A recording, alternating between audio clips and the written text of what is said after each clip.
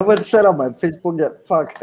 Yeah, I mean, okay, now we're man, live. We're live. wait, Okay, now welcome, guys. Episode This is 31. yeah, man. This is the Three Marketeers Show, episode 31, and we have a very interesting guest here. So this is the guy who actually gave us so much interesting insights when we were running our episode about the Facebook ad settings, right?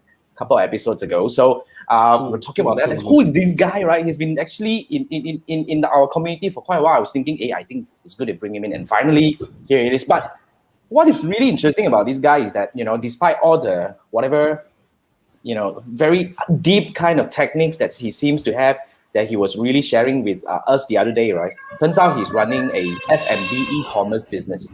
So I think it's going to be a very interesting combination. So we have a set of questions regarding the e-commerce, so-called F&B e-commerce side. And when we were just having a discussion just now at the backstage, it's very much towards e-commerce, but you guys know what to grill this guy for.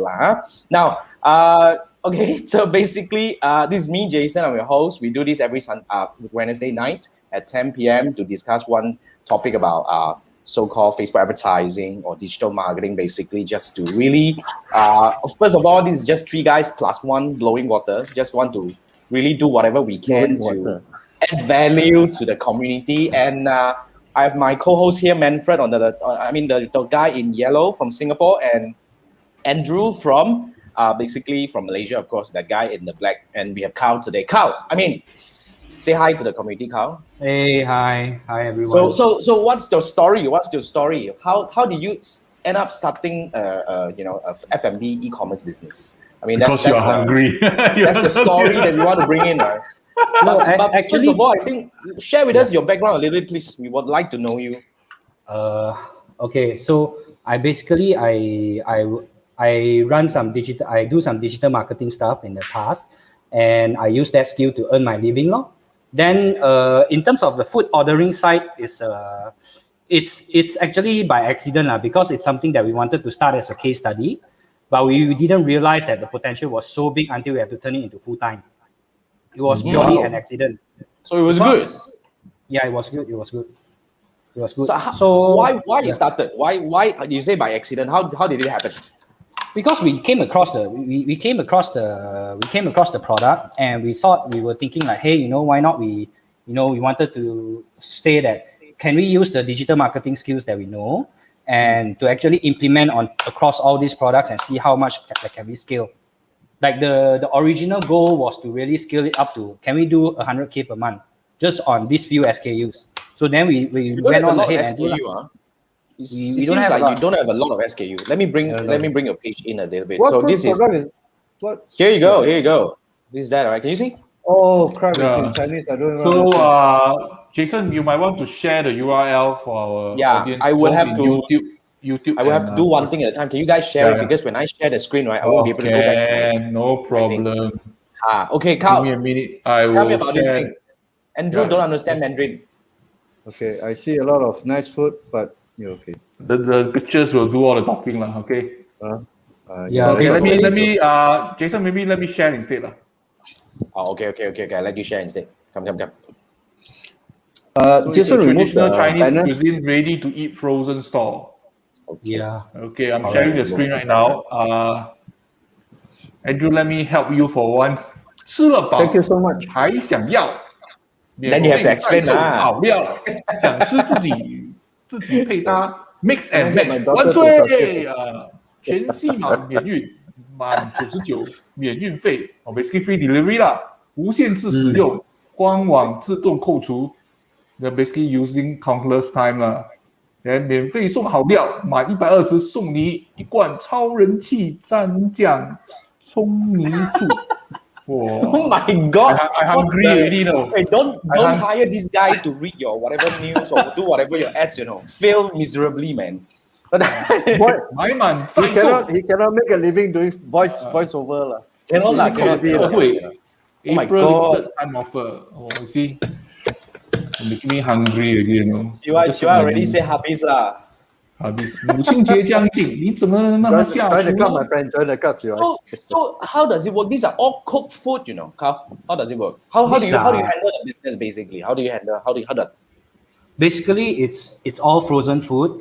It's all prep. It's all prep in advance. I mean, we prep it within 3 days. Homemade, right? Not, Yeah. You got it from your supplier, right? So you have your We- kitchen, your we work own with- central kitchen? No. It's not our central kitchen. We basically work with suppliers to bring all these labels online. Then our role is really to handle the fulfillment and really to market it out. Because that's pretty much what we do lah. Then we just market all these things out. Our niche is in. So it was also when we first started. We started before MCO, so it wasn't something like intentional. In case someone is thinking, because we started way before MCO. It was like I think it was October of 2019. That was way before MCO. Oh yeah, man, that's way before. Because MCO was March of 2020. March 18. So we started way before that, and that was, I mean, MCO also helped us lah in terms of all these things. So, but even way before that, we were profitable already. We were profitable with all the. Wow, check that So out. nationwide shipping? Only Peninsula Malaysia. Wow. That's good enough already. That's good enough. That's Yeah, a we just want- logistical nightmare. Not really lah, because initially when we first started, it was quite crazy lah, because you don't have you don't have a lot of cold chain logistic one. You don't have a lot. Then after we started, they started to pop up few here and there. Then we went to mingle around lah. Then it's solved already. It's a very minor issue. I see. So now it become a minor issue because back then I kind of like helped one of the so-called goat's milk seller back then, trying to sort out the logistic issue to ship to even the peninsula part of it. It's also very difficult because back then we only have Takubin. Now what else we have? I don't know. You have a lot more. You have Hotai. You have a lot more, right? What's that guy Correct, name? correct. You have a Now lot. it's- You have a lot. Now it's I so forgot, nice, forgot. man. But Yeah. that's very interesting. That's very interesting. Now, so what you do here? Let me recap. Basically, is you do frozen food, meaning that when people buy, they will come in frozen form, and what they need to do is just to heat it up and they can eat it. Reheat lah. Wow. That's very interesting. That's very interesting. So, okay, now then basically we want to bring it to the questions that we have. Now, how do you bring in your customers? What are the techniques that you do to bring in your customers? Interesting. There's we actually rely on our primary customer acquisition channel is from Facebook lah, to be honest. Okay. Like we don't do YouTube, we don't do TikTok, partly also because our account got banned in TikTok as well. Even in TikTok? TikTok. Yeah. So what do you do? No, because our food is non-halal, right? And in that time, I think half a year ago, that we tried to advertise on TikTok. Then they say that your ad cannot run because of sensitive cultural issues. So we thought it was it the language or whatever kind of thing, Then we changed everything into English. Then it managed to run for like 5 hours. Then it died again. so I never bothered to try. I never bothered to try TikTok anymore after that. But Then do you have issue with Facebook? Yeah, I do have a lot of issues with Facebook. Mark Zuckerberg, that guy. By the way, I heard news. halal food. By the way, I heard news. I read news. My girlfriend sent me. Mark is starting something similar to Clubhouse. Yes. Adding that bloody feature into Facebook. Oh my god. Already. If you Actually, read they used the to have. later newsletter, they mentioned that. Yep. So it's coming. So what do you think about Clubhouse taking on this? I mean, what would Clubhouse do on this thing? I mean, basically sidetrack a little bit. For me, I don't know because I'm not an Apple user. I do know that because I use Samsung phone. I don't use Apple phone. Right. But when the Clubhouse wave was here, it actually triggered me to actually get an iPhone because all my friends are there, like the top 1% guys. So I actually have that thought. So just to get into Clubhouse. So I think that just having that thought tells you like how strong their marketing. How powerful is that, right? Yeah, it's very strong because everyone around you is talking about that thing. Then imagine like you just want to join the movement, So it was quite crazy lah. I think they will accelerate the development of Android. The only way is to quickly roll it out before to cater to the pent-up demand for this Clubhouse thing. But we all know that Facebook is really good at crushing people like that.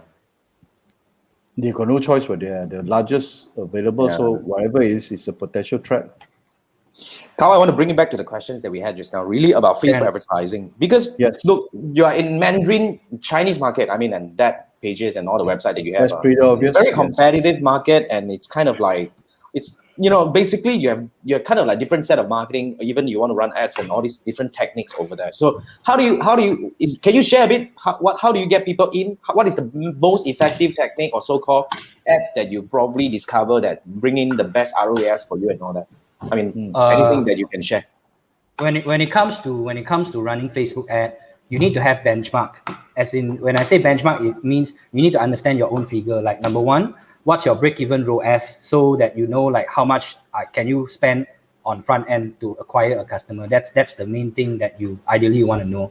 Then the second thing is that you have to learn copywriting, because copywriting is what actually brings you the money. The visuals are there just as a scroll stopper. The visuals or even videos. Personally, I would actually say 99% of the time, videos work much better than still visual in terms of top of the funnel stage. But recently, I also changed the strategy a bit, where I try more single visual. It actually works better lah. I don't know whether is it just because of me or whatever, but I've seen across the board like single visuals works very good now. I resonate that. Just past this 1 month only, which we changed all of the top of the. Any theory behind this? Any assumption behind this? I've seen a lot of move towards single image already. I think it's about attention span though, because somehow or rather people kind of like gotten bored with this thing and in a way, because it's no longer the last time. I just had a discussion with Wing because we just completed his 2 days training. He was saying that back then during MCO time, he developed his so-called following and fan base during the MCO time. But now, started January, he was saying that entering 2021, the whole thing went really downhill. I think the reason being here is that, really people are really kind of like, they are changing. Everything is moving back kind of like to normal life, despite whatever number that we're having over there, right? I don't know what is the number today. I think it's not looking good. So we have lesser time on our phone right now. And generally, in most of our campaigns that we observe that I coach, the CPM is also coming up. Yeah. Oh, yeah. It's always growing.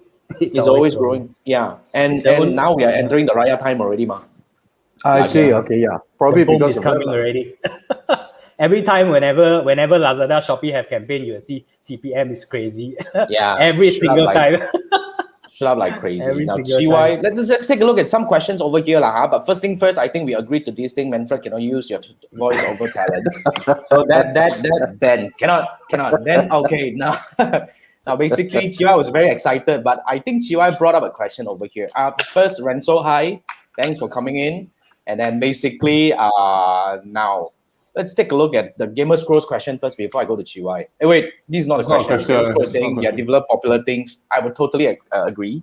Like Reels, right? Yeah. Then we have this Clubhouse. I don't know what would that be called, but anyway. Now, question. GY was asking, okay, budget for ad spend for Facebook, seeing you run nearly 30 plus Facebook ads. What dig deep already, you see now this guy already. Wow. So you had 30 over ads. So do you throw big budget onto each, or how do you do that? It depends on what stage you're at, you see. Because if you are still, because the whole key thing about Facebook ad, right? Facebook ad is just, getting traffic to your landing page or whatever only, and that's pretty much it already.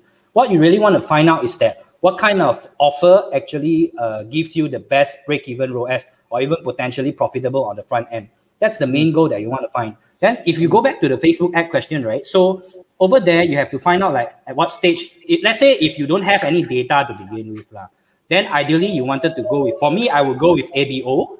Then, and while you still can use the audience insight for now before it's gone, you use it and to segment out all the interest so that you reduce the overlap.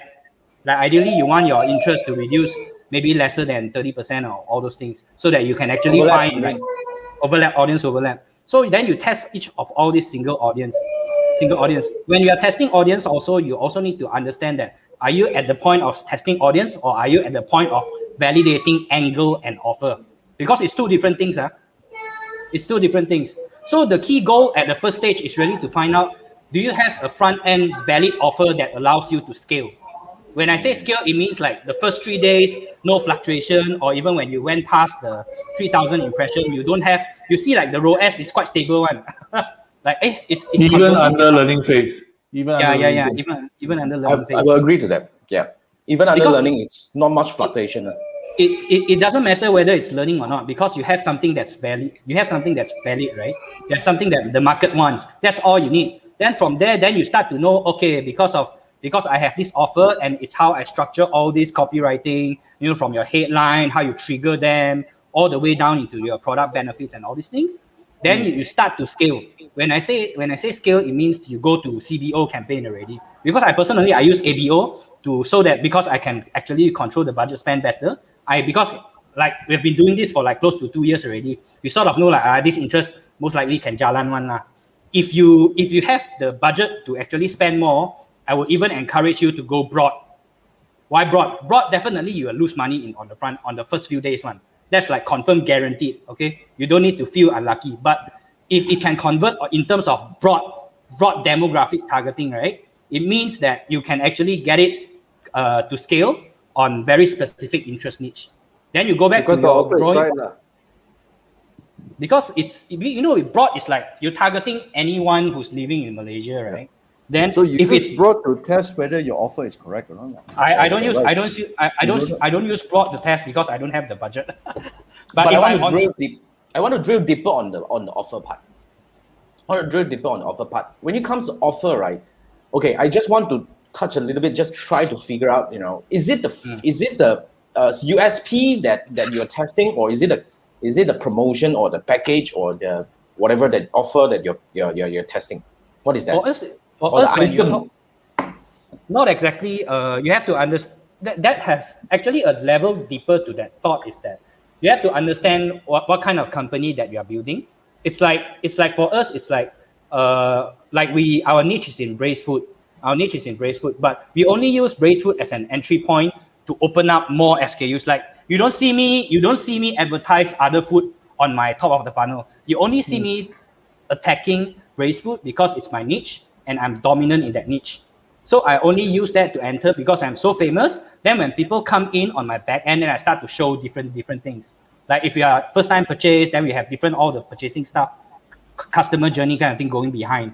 So that's really on the front end. So to answer your question, it actually depends on how you want to angle and what is your strongest point for your company, not your product USP. Unless you are a single product store, then that's different thing. Like some of the examples that I can give is like 1,000 Miles, Bottoms Labs, all these companies that you might have seen their ads around. So they are also using the similar strategy, because if you see why they are, you have to think of it this way, like why are they only advertising shorts? Like they never advertise something else even though it's in their catalog. Only in the tier 2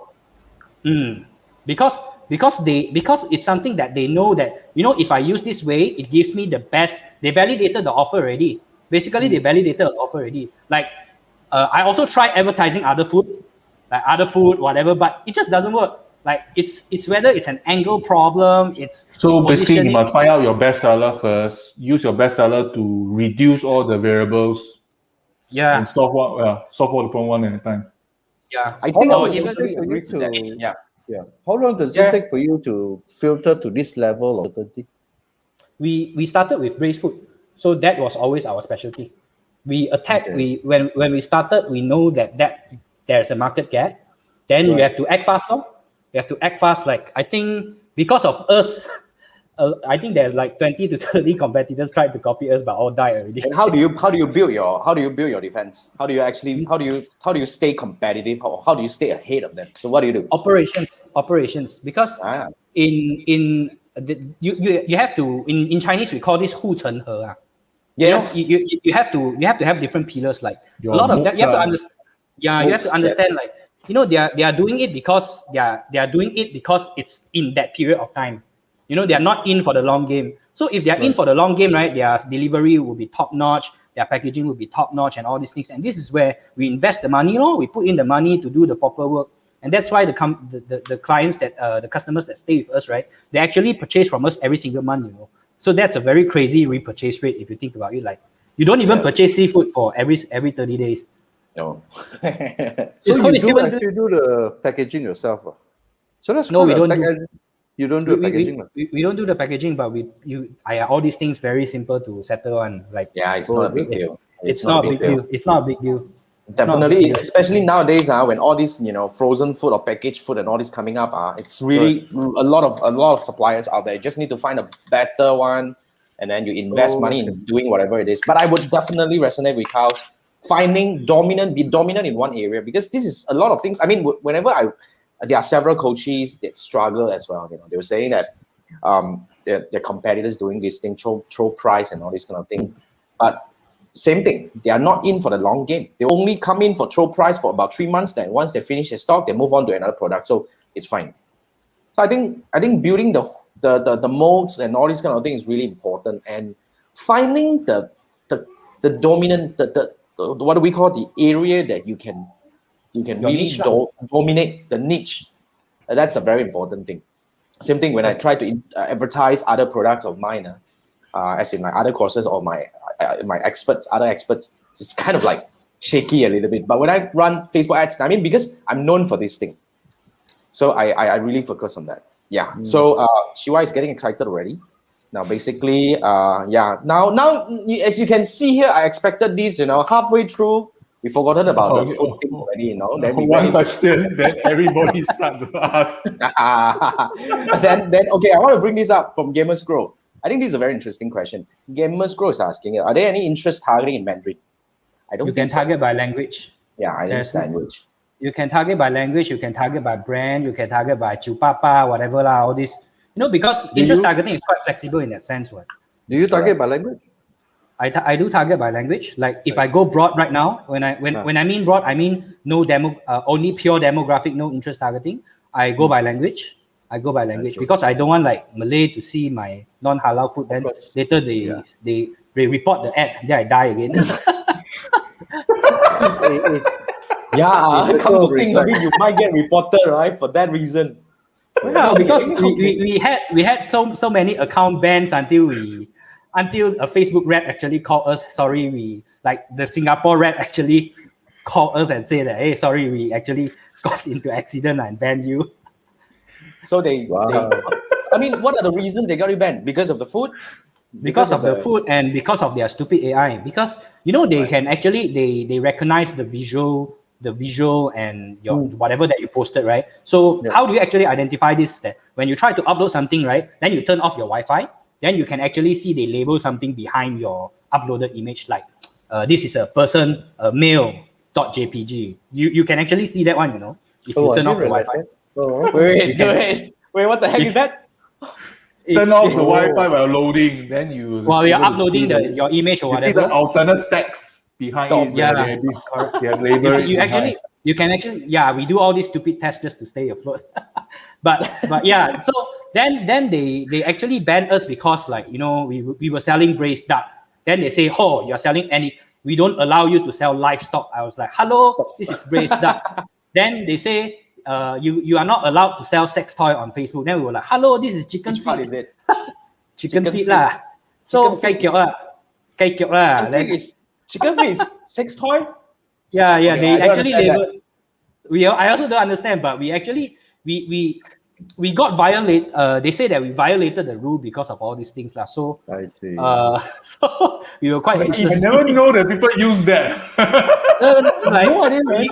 We were very surprised as well. So then now you got Manfred excited. That's the joke that I'm supposed to get as well. I don't get it, man. What the heck is a lot of times thing? if you even want to go a level deeper, right? When we are testing creative, we only change like the first 3 to 9 seconds of the video. Like the behind part, we actually don't touch one because 75% of people, they actually watch the first 9 seconds of the video. Yeah. So if the first 9 seconds is you can capture the audience attention and you can explain to them what exactly you're selling, it's good enough already. That's our benchmark lah. So we actually realized that when we uploaded that video, right, they tagged it as low quality. Then we were like, what the hell? Why is this video low quality? It was so professionally done, Then we tried to change 20 to 30 different variations of it just for the first 3 to 9 seconds and to find out what actually trigger the low quality, you know. Then we realized like they only assess it, their like primary parameter actually assess it on the first 3 seconds. On the first 3 seconds. You are confirmed. You are sure on the 3 second thing. I cannot confirm lah because we never change anything after that thing. But that's what our learning. You can if you have the capacity to test, and please test and let me know. But that's what we realized. Nobody will go that deep. So your process is you upload, turn off Wi-Fi so that means they recognize the moment you are midway through the already machine learning. It. I see. Yeah, they can actually map the content as well, you know. So how do we actually know like the first 3 to 9 seconds is actually how they take into consideration? Because we never change anything after 9 seconds. So how are they supposed to flag the low quality? So there we have our first level of assumption lah. Like we play around with all these things. Like we never change anything that the video is 2 minutes long. No one is so free to edit like 2 minutes long video into so many director cuts, right? Like the behind part is only testimonials and all those things to build trust. Yeah. So the first 3 to 9 seconds is what we actually changed the most. So we actually created 5 variations and upload. Then we were like, shit, how come 3 kena? The three variations that actually went into trouble was because we had the first 3 seconds with different triggering words, with different headline lah. Then there was like, oh, okay, is it because of this? In Chinese text still can trigger.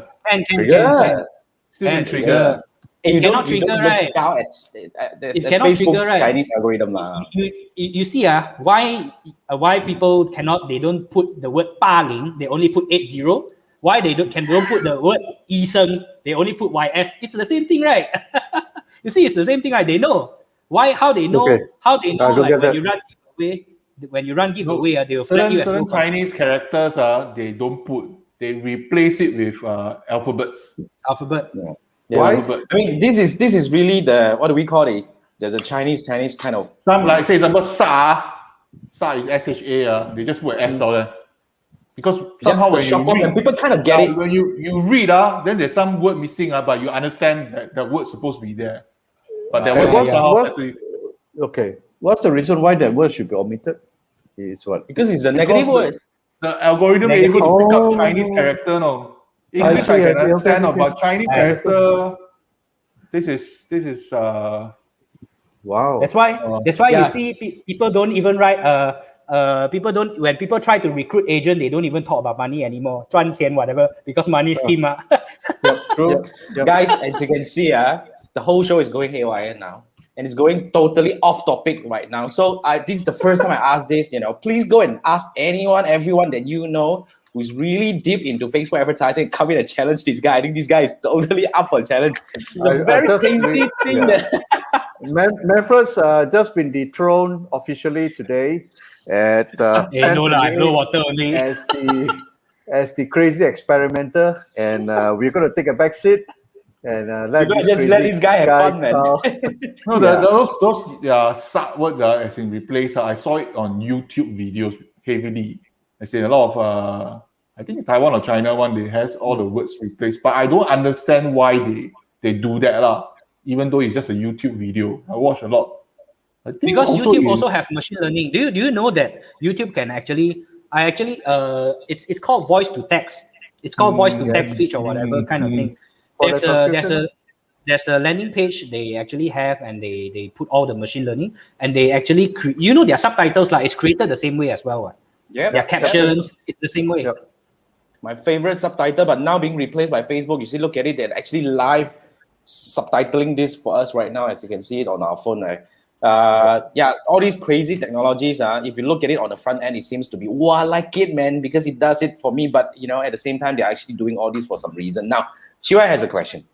He has been waiting there for a long time. That guy, I don't know whether he's still there or not. He probably went on to go and buy something from your website already. But anyway, so he's saying that due to your nature of a business, you drive traffic all the way to your site. Now, those send message ones, you also have a team to cater. Message, which one is heavier for you? You see, this is a very interesting topic. I think I would like to drill deeper. Do you get people to buy on the website, or they get message? It depends on how you want to schedule, how you want to your target audience. Like we never bother whether it's message or actually a landing page conversion, because for us both is money, Like landing page, if you know how to reply, you can also get money. What? Like it doesn't matter. The only question here in sense is that what's the cost per purchase? What's the cost per purchase? And how are you supposed, what kind of effort that are you putting in to get people to buy? And is it worth the investment? So throughout our Tesla, we started off with, when we first started, right, we don't have a website. We started off, that time we were at 50K mark. That was our second month into business. We were at 50K mark with 3 SKUs. Then we were replying messages like crazy one, like you have to understand it's like it's RM1 per message, and we can convert at least 5 out of 10. It was a 50% conversion rate. So then the crazy thing is also because you have to understand that the reason why it works so well is because you have a low AOV. You have a low average order value, like it's 50, 60. So like, it's very easy to convert. People don't think just buy. I just try lah. I don't care lah. I just try lah. Like you go out, you buy one Starbucks also, like how berapa already, right? So you have to understand because it's that stage. So sooner or later when we want to scale and all those things, right? It doesn't make sense for us to put that much effort because you have to hire a CS. Like a CS will cost you like 2,000 ringgit, 3,000 ringgit. Then you have to work out a commission scheme and all these things just to feed him or her. Then it doesn't make sense because the margin for food is extremely low. You have to rely a lot on recurring purchase. So then it doesn't make sense in terms of the cost. But we still try to, while we are building the website with the Web Store Pro and all these things, then we still try to we went on hybrid mode. So the hybrid mode was actually to find out like, hey, today if I put in the same amount of money, how much am I getting out from, from website or even from send messages? Sooner or later, then we realize like, it doesn't matter like, as long as people buy, we just, the benchmark needs to be like three conversion out of 10 messages, then it's good. Otherwise, it's bad. That's simple. That's how it's. But sometimes you just can't drill too much already, right? I totally agree to that. Replying is no point. It's how big is the team? Sorry? How big is the team? We don't have a big team. Like the replying, initially I started to reply because I wanted to understand, what are they actually asking, so I can actually build out a proper flow using ManyChat or even teaching my CS or part-timers on how to reply. Then after that, right now, everything is handled by my wife in terms of replying, like the customer service side, operations, everything is handled by her. Then I only work on the assortment and I also work on the marketing side of things. Assortment and biz there. So mostly it's automated bot lah. Not exactly automated bot lah. Not exactly automated bot because in Malaysia, if you want to do about PM and all these things, right, you have to use manual reply. Like because you're selling, you have to understand that it depends on the nature of your product. If your product is something that requires like slightly above the whatever that people is comfortable with, like say 150 or even 200, then probably you can put in some automation, sequencing and all these things just to reduce the customer service load. But it actually doesn't work that well compared to manual reply because people have like how can you, like you don't have a specific flow one, like how can you be 99% sure like that flow will work for every single person? You can only be like 80% sure like, that flow is confirmed for specific criteria for all these people. And it's like, you will still like hit or miss for 20% one. So if the amount of money... Sorry. So the question is quite varied. It depends on the nature of your product. It depends. But I personally, I think if you have a high AOV and high margin product, just hire a CS lah. Come on. Because if you hire a CS, all you need to do is to make sure like you have a proper closing flow. Your CS knows how to trigger people by asking them the right question. Don't ask stupid question.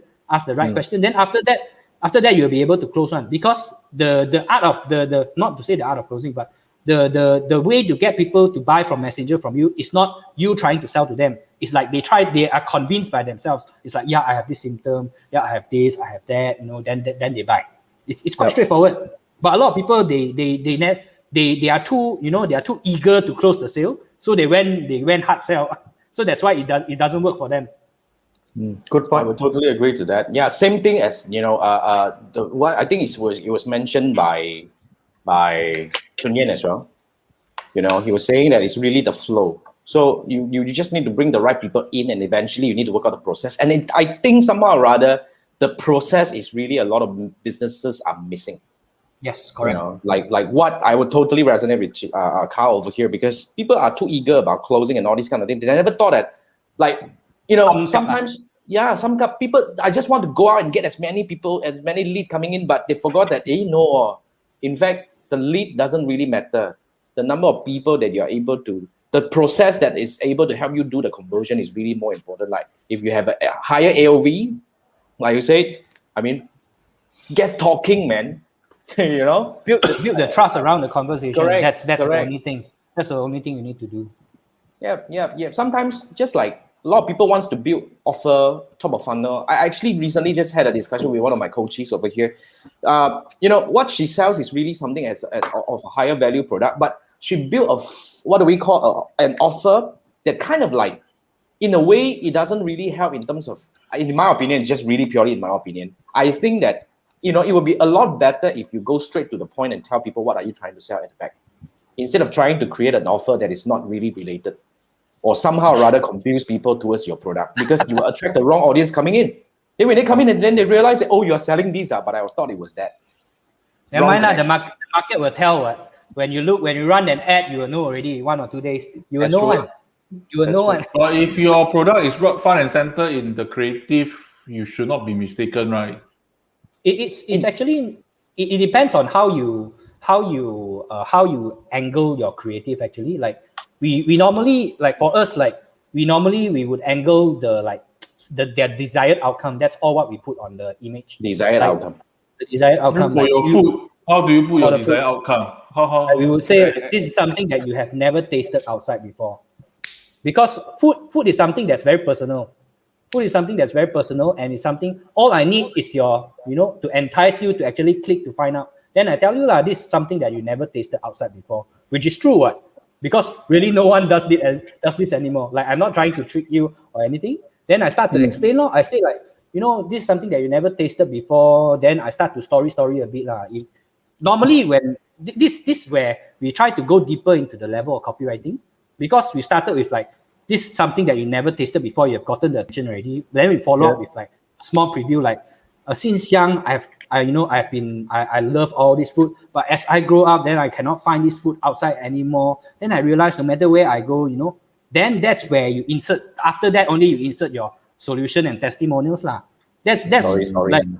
The story is not something that you need to bullshit, or something that it's something that's related to people and their personal experience. Relatable. Story sells. This one is nostalgia. Not exactly. The story, you need to have their personal symptom one. It's like today, if you're trying to sell something, you're trying to sell what's that again? You're trying to teach people to be a public speaker or whatever, then through whatever NLP you can do. Then takkan you go and tell people this is an NLP technique upfront. Then the market is so small. So what you want to do is your symptom, then you try to trigger them with the symptom so that your market is bigger. And from the top of the funnel perspective, your market is bigger is better, because you want people to come in to click. Then only is it validated offer? Is it big enough pond? Then only you can run your remarketing. Otherwise, your remarketing cannot run also. Your remarketing have to run past 180 days. not interested to buy. Man, they want very headache already. They forgotten about the food already. They don't even remember that. But now, I think this is a very interesting question that was actually crafted by Manfred. So how do you retain users? You were saying that you have a very high retention rate. The repeat sales in terms of that. We have, let's say, 50% of the first time buyers will come back to buy within 7 days. Sick. So it's a snowball thing. So how you actually create all these things is that you have your front end engine done already, right? Like your top of the funnel, your ad, all those things. Those are just the front end stuff.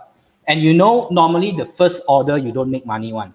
Let's be upfront. You don't make money. Even you make money, you cover only. You are cash flow positive in terms of e-commerce. Then what you want to do is that you build your back end system. Like, how are you following up with them? Like when you're delivering things, how are you actually informing them that, hey, you actually delivered? Like for us, we use WhatsApp lah. Then after that, we keep in touch with them. When I say keep in touch, it doesn't mean like I spam you, I have promotion, I have things. Then I just ask for genuine feedback, how do you like this food? How do you find it? Then, you build relationship around here lah. Then of course, there are some tactics that you can do on the back end here, like you give out coupon or whatever to those that actually say, oh, I love this. Then you say, then they kasih you chance to masuk ma. Then you say you give them one coupon. I give you one coupon with 2 usage you can share with your friend. That's how you actually build your referral behind lah. It's something very manual, but it's something that works. Worth doing. Absolutely I mean, works. why not, right? As long as it works. Okay, then GY come back again, and GY, so happy that he gets to grill people now. What are the things that you do for customer loyalty? The same question that we were asking. I think basically he was suggesting buy 3 free 1 loyalty points. No. Sorry. What we realized is that after a year and a half in this business, it doesn't make sense to do all these things. Because the simple logic is that, every day you went to visit a char kway teow store, you just eat that char kway teow store. Did that uncle ever tell you that, tomorrow you come back, I give you a bigger prawn, then will you come back because of the bigger prawn? It's the same logic. You go on. This okay. It's the same. It's the consumer behavior. So people come to you because at its core, they understand that your food is good. Your food is good.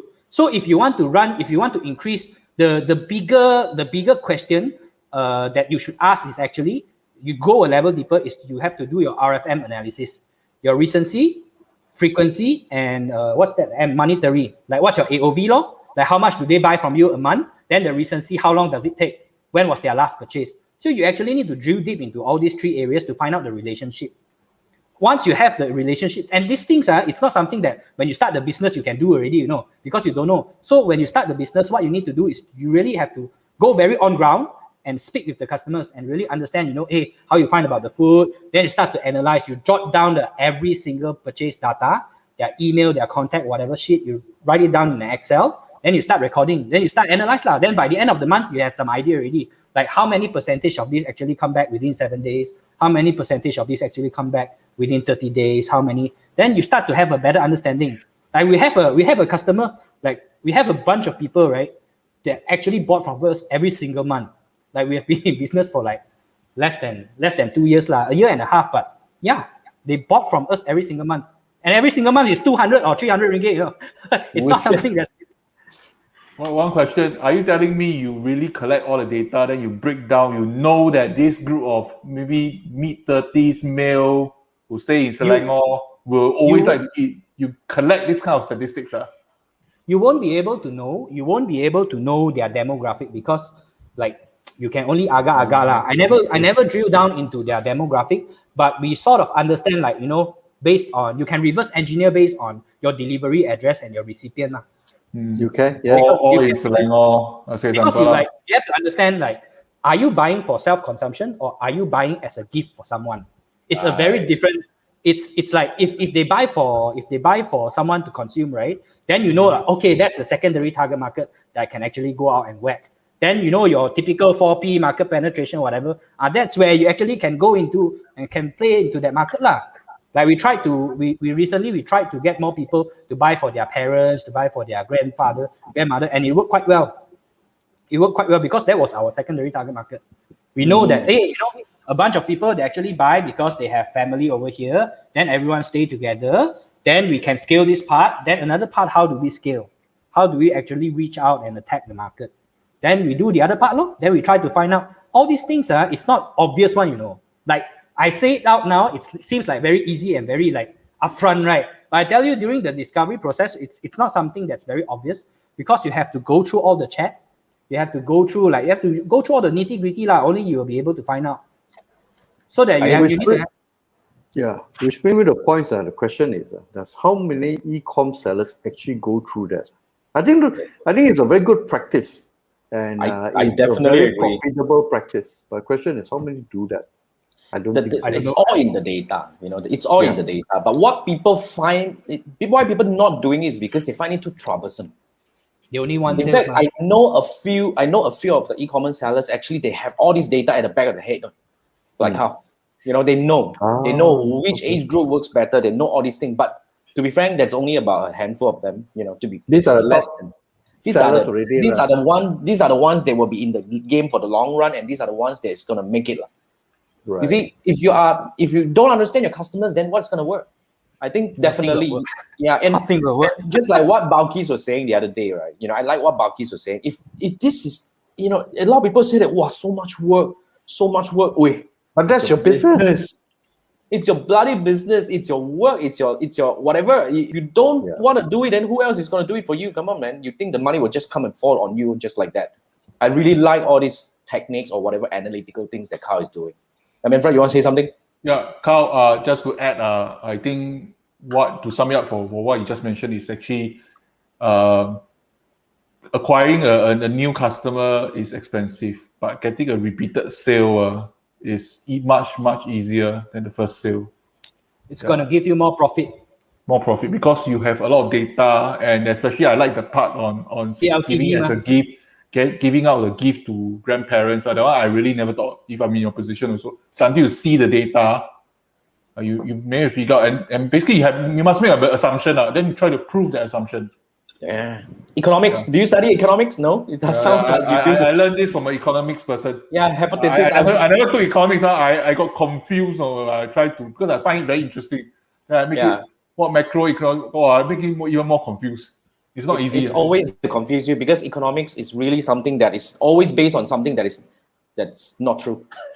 Because they always tell you, if this happened, then this happened, because if ceteris paribus, and what the heck is that? All other factors remains unchanged. And how can that be, man? I study economics as my profession, international economics bachelor. So never use that, only the analytical part. Now, Chiwai, again, as a service provider for Ecomm, he said the side stories is a lot of past customers, they build a platform with him, meaning that, and then wait for the time for the next check mark. Oh, okay. Yeah, exactly. A lot of e-com sellers, they don't know. In fact, a lot of e-com sellers, because they came into the market from different background. A lot of the coaches that I used to work with at that point of time during the MCO time, they are in manufacturing and all that. They need to go e-com because they had to. At that point of time, they couldn't sell offline. But but when everything gets back to normal, they get back to normal. Because they have the mindset. Yeah, it's the mindset, and they never really deal. That's why if you want to go e-commerce, right, to be frank, it's not just turning a business online. In my opinion, it's about the paradigm shift in your mindset, which is totally different. Well, I think, Carl, you can teach mindset. I think, but even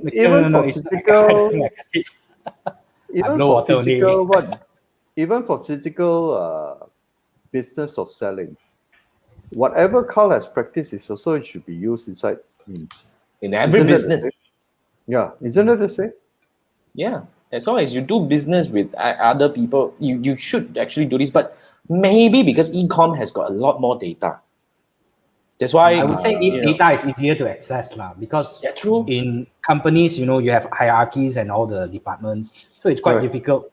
Then you are also blindsided because you are only in one department. You don't have the whole industry or business overview of how it works. So a lot of it, then they try to rely on experience and that's where things go haywire because things that I would say digital things that work 30 days before doesn't work now. It's that fast.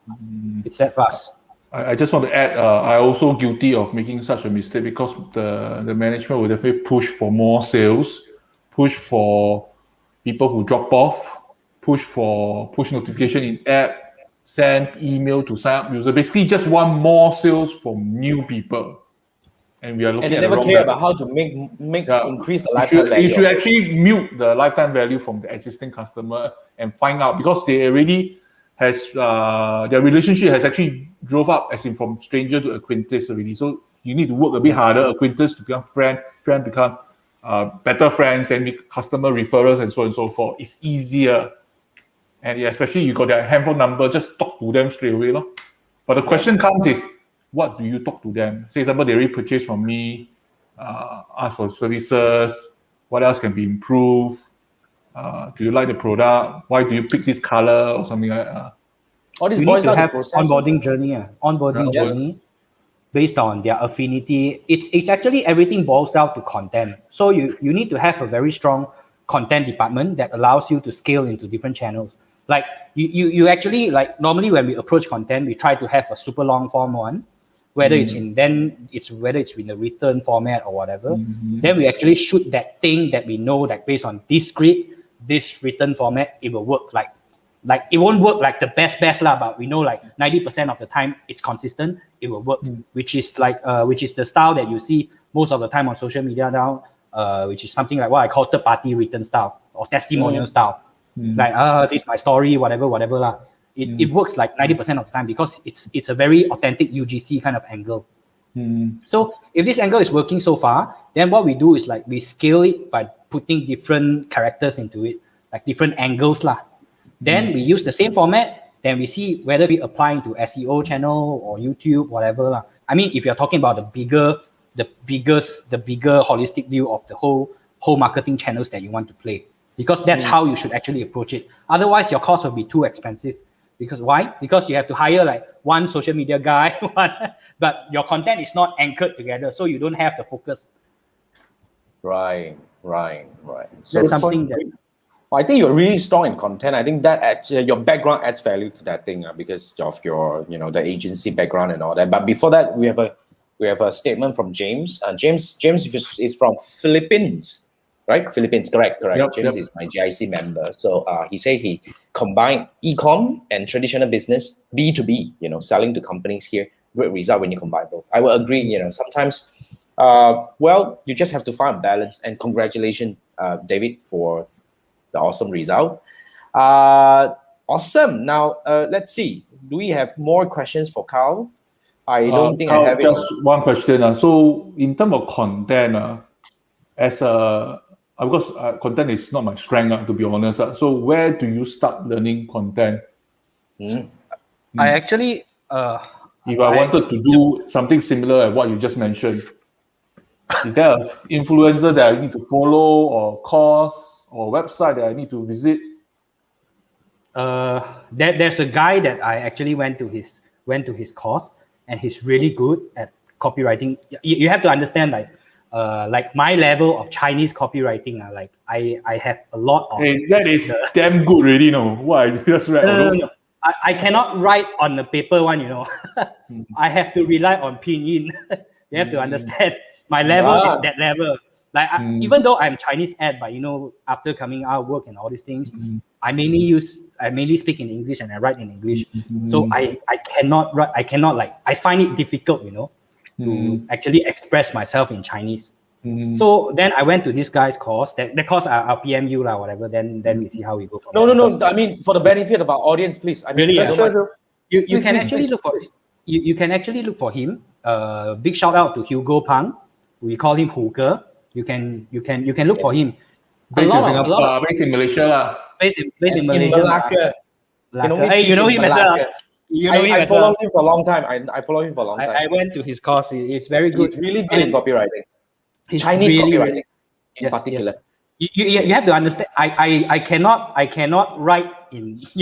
Then I went there. Then I wrote more than 1,000 pieces of Chinese copywriting to date because of whatever that I learned over there. Awesome. And Chiwai, yes, the content that all the ads that's happening on the website on Facebook, it's written by me. I wrote the content because I have to write the content. Only I know I need to hire which type of copywriter. Makes sense. Yeah. Makes sense. But of course, reminds me of Maverick. So you have to find a way to come back already, lo.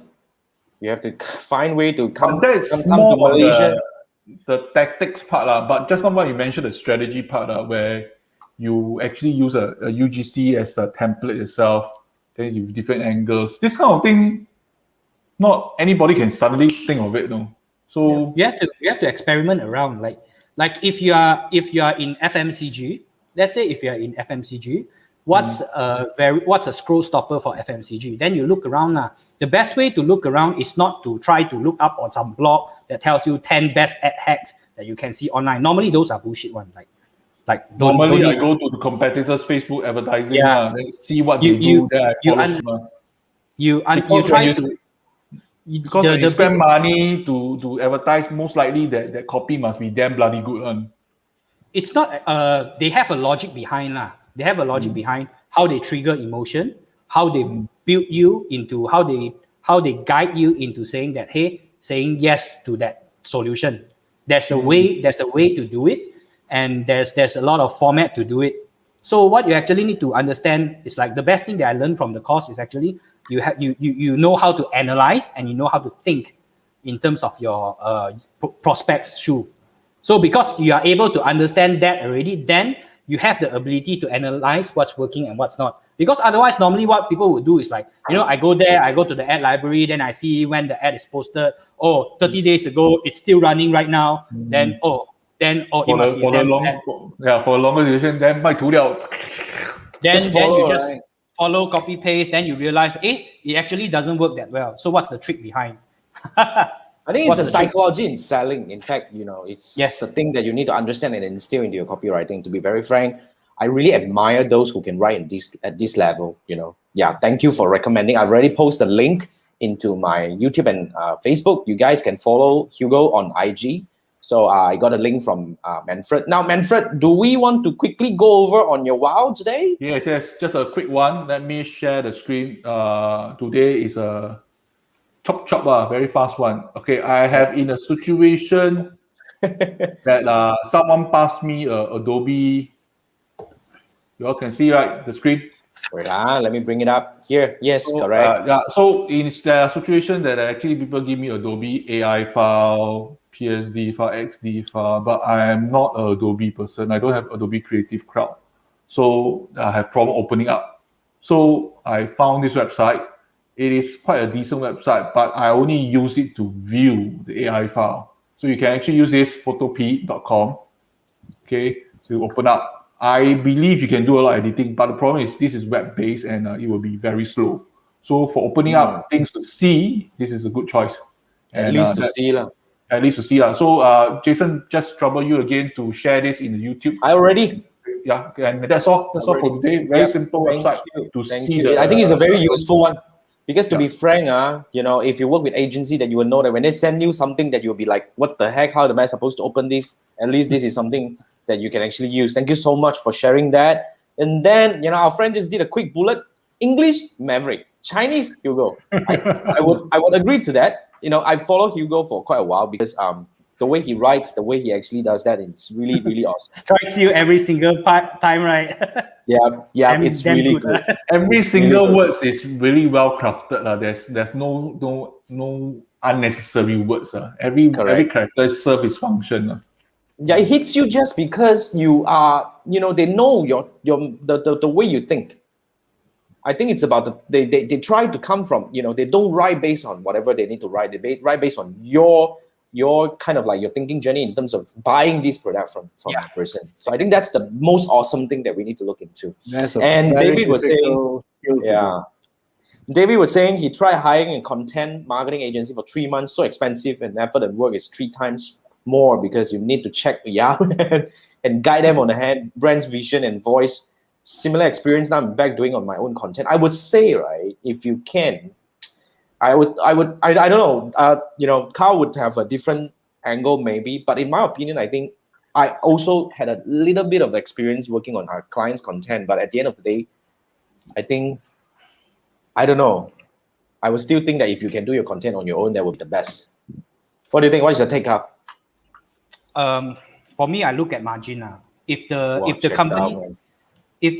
company you can sustain with content, the content, you have to understand that the content angle needs to be driven by you.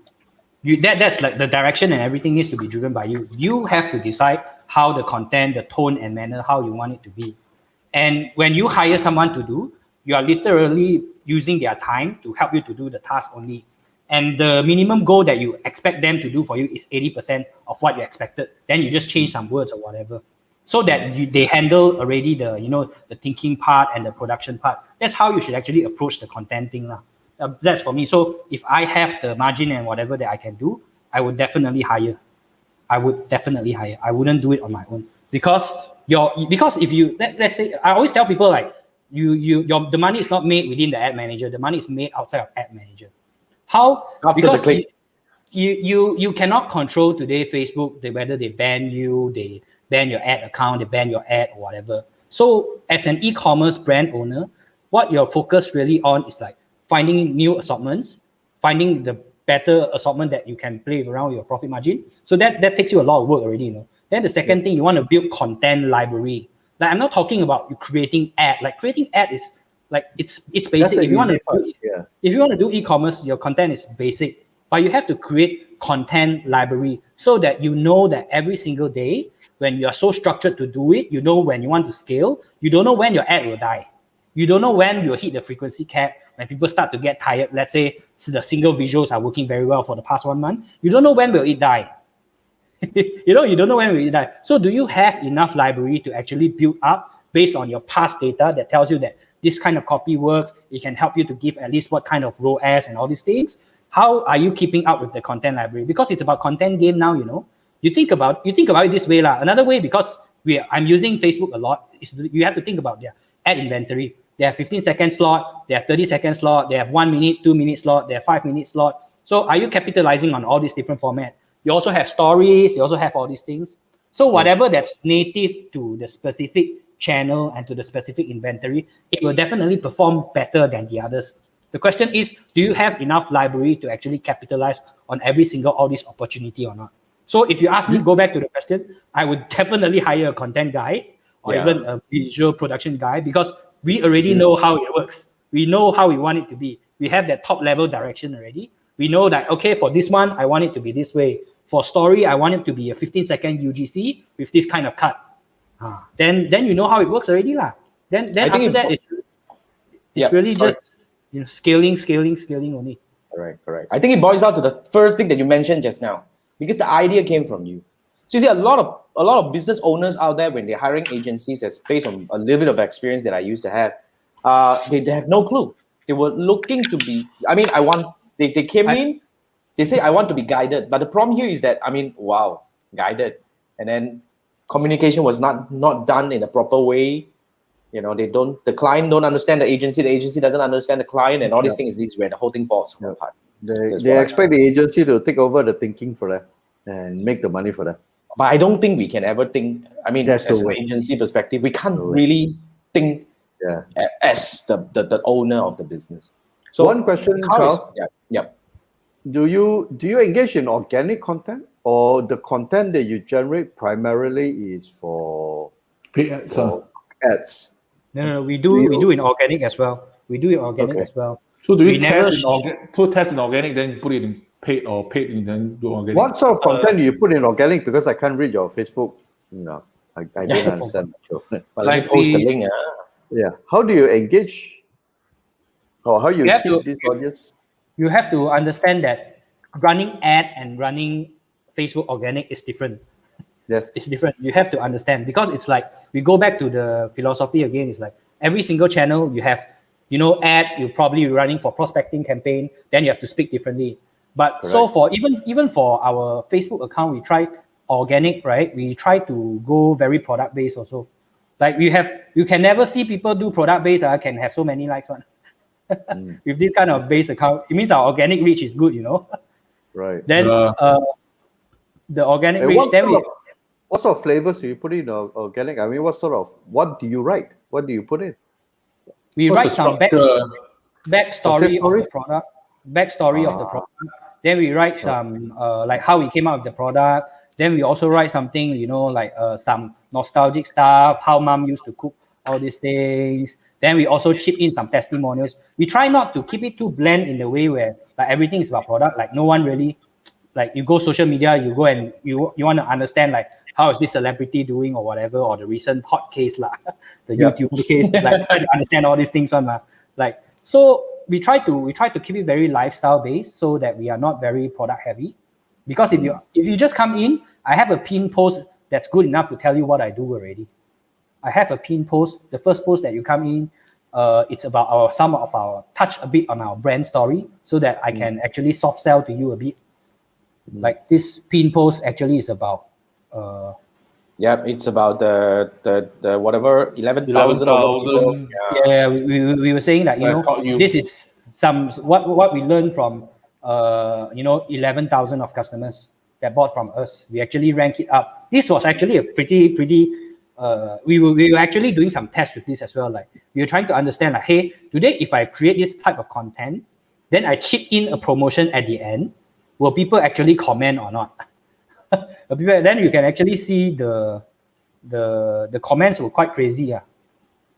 Yeah, people were asking for all these, 100 over comments asking for this. So I think this is really something at the back of the story, right? It's the last few pieces of the content that you're doing over here. Yeah, correct. Correct. Awesome.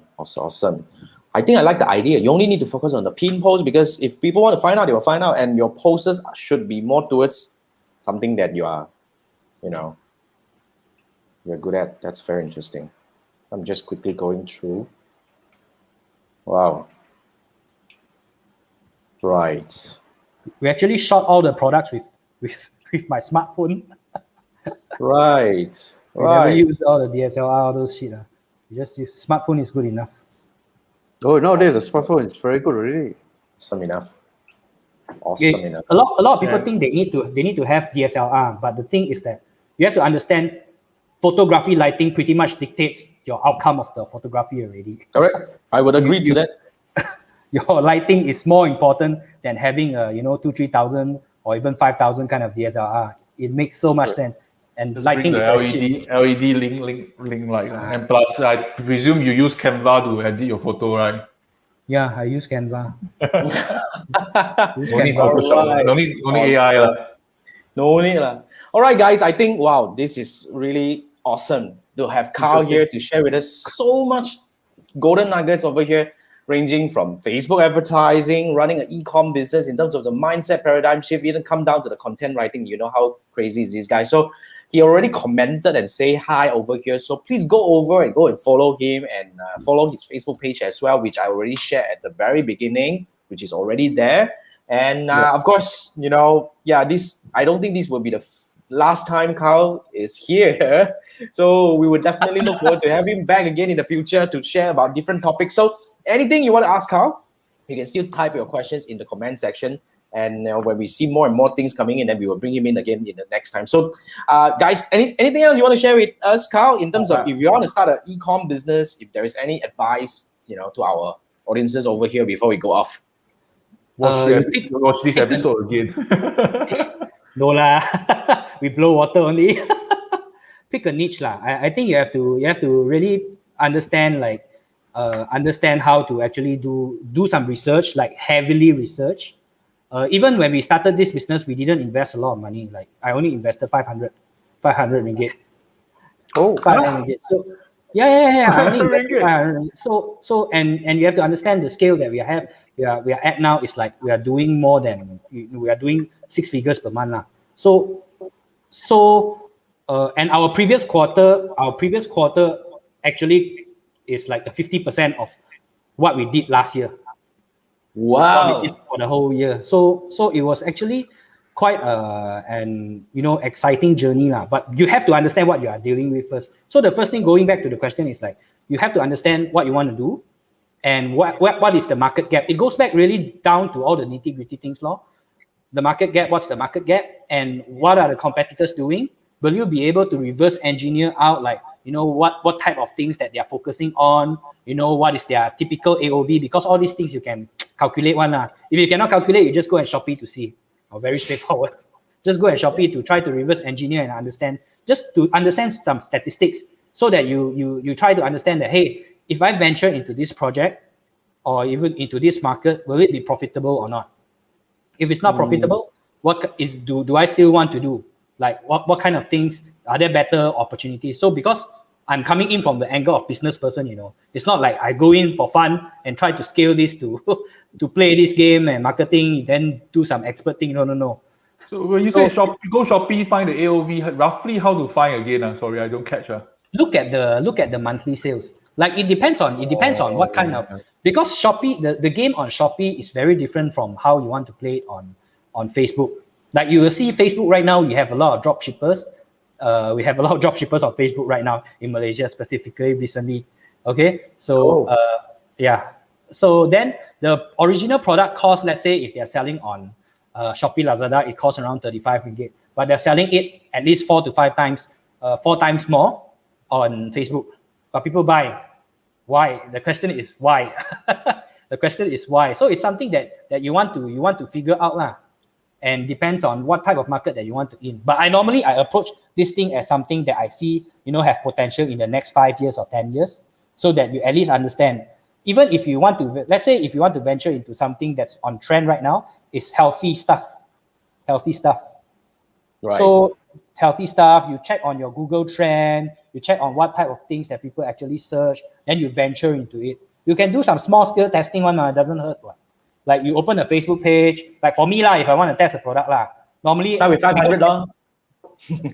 No, because we have the skills already. So we know like the way we write this ad and whatever, then we sort of know like, okay, today if I scale, first month I could probably make 100K. Then the next few months, if I scale, depends on the Malaysian population audience size, can I scale into different market or not? Can I scale into BM? Can I scale into Chinese? Can I scale into English speaking crowd? That's how you need to approach this angle so that your business can go into a greater heights. Facebook is really just a platform only. Don't like, it doesn't matter one. It doesn't matter. Totally agree. Awesome sharing. Thank you so much.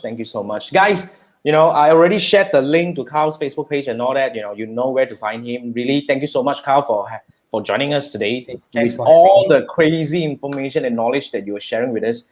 Guys, if you need to watch this again, I totally understand. You probably want to bookmark and download this. I probably want to watch this again. All right, guys, this is the 3 Marketeers Show. Thank you so much for tuning in. And we do this every Wednesday night at 10 p.m. Next week, we have another guest. So join us. If there's any topic that you want to learn, let us know. Or if there is anybody that you believe that you want us to feature them, let us know. We would love to hear from you. Thank you so much, guys. And thanks, Carl. Thanks. And see you next week. See you next week. Pinterest. Okay. All right. Awesome. See you next week. Bye. Good night. Bye. Bye.